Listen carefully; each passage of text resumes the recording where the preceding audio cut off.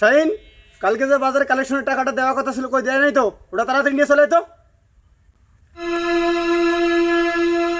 আলমগীর, ব্রিজের সাদাটা যে দেওয়ার কথা ছিল, কই এখনো দেয় নাই তো? তাড়াতাড়ি নিয়ে চলে যায়। এই সাত স্যার বাস করে বস এই সময় ব্যস্ত আছে। এই বাসের সাথে আমার জরুরি কথা আছে। এই রে মন কে রে?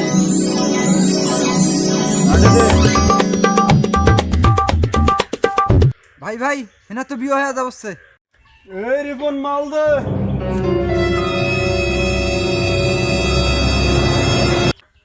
আগবি ভরা দে।